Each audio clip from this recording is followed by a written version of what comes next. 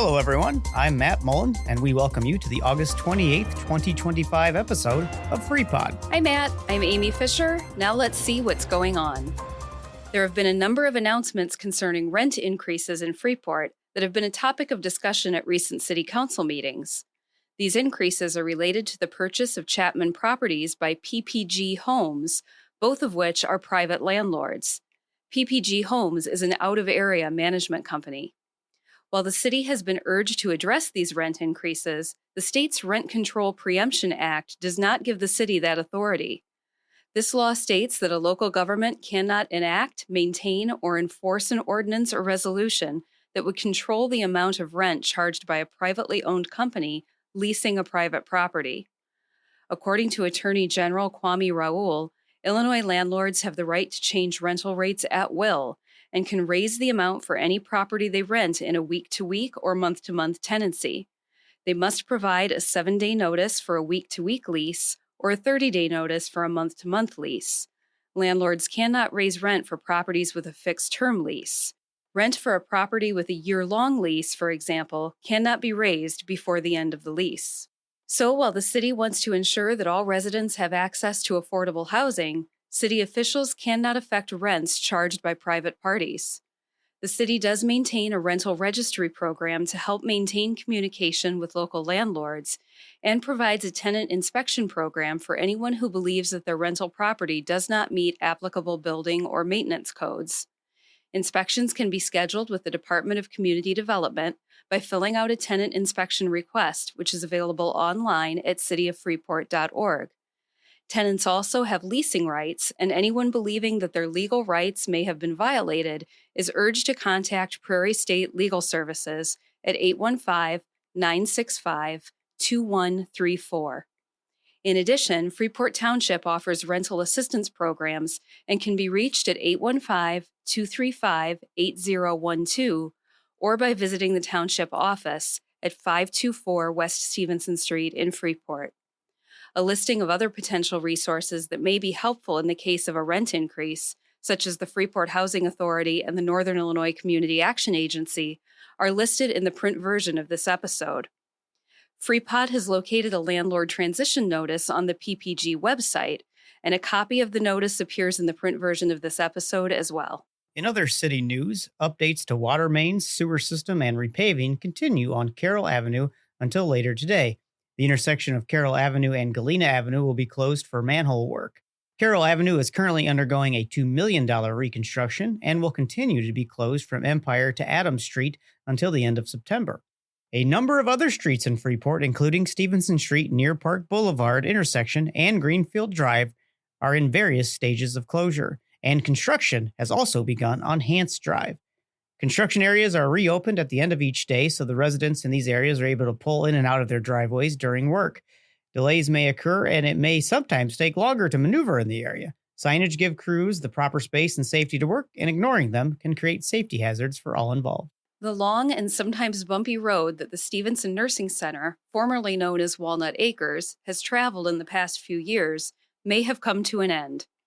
In a 12-4 vote last week, the Stephenson County Board voted to sell the facility and all of its operations to Serenity Estates Freeport, a company based in the suburbs that deals only with operating assisted living facilities and nursing centers.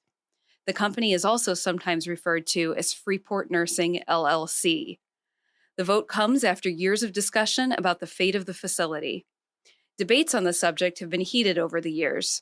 The recent vote by the county board determined that the financial condition of the facility had reached a point where sale was the only way to keep the place open and keep residents in the home they have known for years.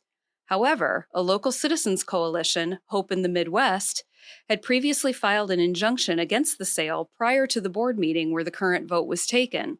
The facility was built in the 70s after a referendum was passed by local voters to support its construction, and the coalition believes that the decision to sell the facility should also be decided by voters.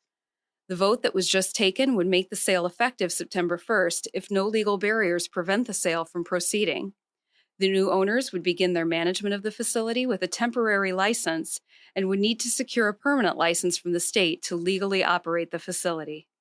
School has started for the Freeport School District 145, and a full calendar of important dates is available at their website, fsd145.org. We were sure that all pretzel fans would like to know the first home football game will be next Friday, September 5th against Belvedere North, and Homecoming 2025 will kick off with the Homecoming Parade on Wednesday, October 1st. As classes and school activities get underway, please remember to be alert for students walking to and from school and frequent stops by school buses. We hope that all area students and teachers have a great start to the 2025-26 school year. As part of its programming entitled Art in Every Stitch, a Quilt Show, the Freeport Art Museum is hosting a bed-turning event next Thursday, September 4th from 4:30 to 6 p.m. at the museum at 121 North Harlem Avenue in Freeport. Featured artists will lift and turn quilts from a stack, sharing the personal stories, techniques, and inspirations behind each piece. Guests are invited and encouraged to bring their own quilts to add to the bed pile and share their histories in this community-centered tradition. A bed turning is a traditional social event and type of presentation for sharing quilts, where multiple quilts are stacked on a bed and displayed one at a time by turning or rolling them back to reveal each one. Historically, bed turnings were community gatherings where women would showcase their quilting skills to friends and neighbors.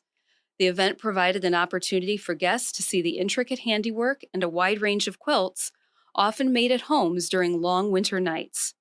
As the quilts were turned over, the story, history, or details behind each quilt were presented, providing context and appreciation for the maker's work and the historical significance of the piece, while helping to preserve the stories and heritage associated with antique and family heirloom quilts. FHN is offering up 3 $1,000 scholarships to students pursuing specific healthcare careers.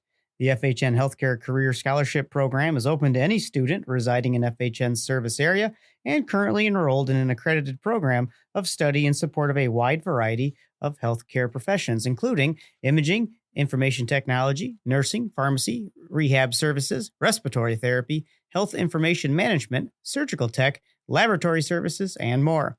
Applicants must provide evidence of a current GPA of 3.0 or better and submit an essay explaining why they are currently working towards a healthcare profession and how their involvement would benefit FHN's service area. Finalists must also participate in an interview if selected. The application forms and more details are available online at fhn.org. Winners will be announced in December and funds dispersed to the winning student's college or university to be applied towards expenses for the spring 26 term. Applications are due next Friday, September 5th. For more information, you can call FHN Human Resources at 815-599-6336, or you can email them at recruitment@fhn.org. The Northwest Illinois Bird and Nature Alliance starts their new season of programming next Tuesday, September 2nd, with a potluck at 6 p.m. at St. John United Church of Christ at 1010 South Park Boulevard in Freeport. The meal will be followed at 7:15 by a program on the spring migration of birds through the mid-coast of Maine by Key Hensey, a biology major at Highland Community College. Hensey will review photos and observations from a trip to mid-coast Maine for Hog Island Audubon Camp's spring migration. Highlights of this trip include a first-hand look at Project Puffin's reintroduction of the Atlantic puffin to mid-coast Maine, a nesting female northern parula, and a stunning flurry of warbler activity on the Monhegan Island, a migratory hotspot. Hensey has many photographs and anecdotes to share about the adventure. Attendees should bring a dish to pass and their own table service. Beverages will be provided. Guests can also attend the program only and arrive after 7 p.m. As we look at the week ahead, Freeport reminds local photographers that the City of Freeport 2025 photo contest closes on Sunday, August 31st. Up to 3 photos can be submitted, and the winner will be chosen by the community in an online public vote in early September to be featured in a fall issue of the city newsletter and then be showcased in the City Hall lobby for a year. Rules for the contest can be found on the city website at cityoffreeport.org.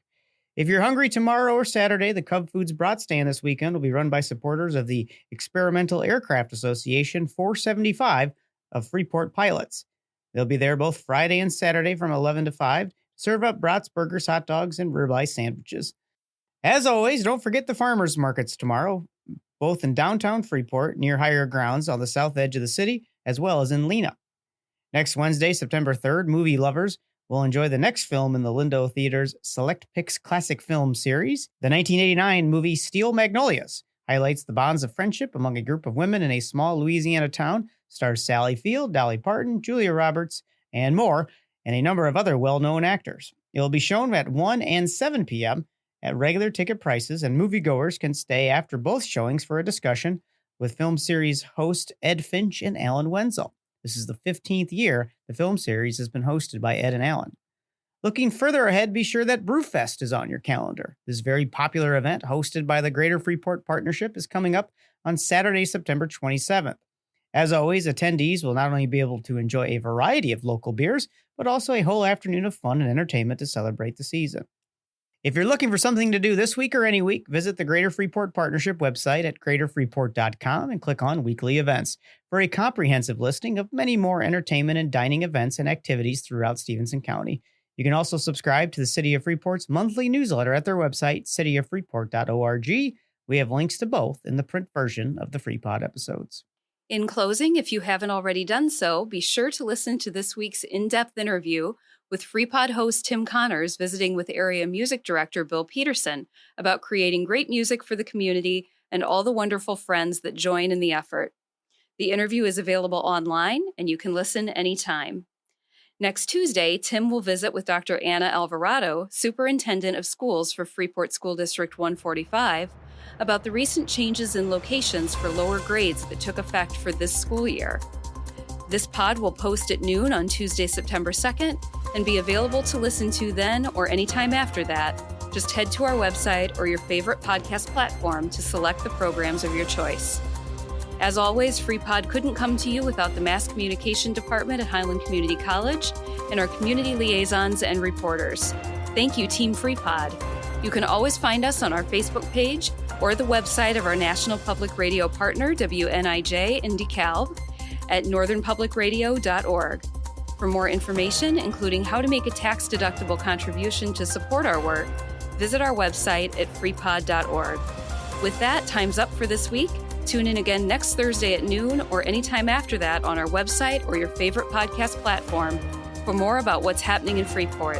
Have a great Labor Day weekend, and thank you for listening.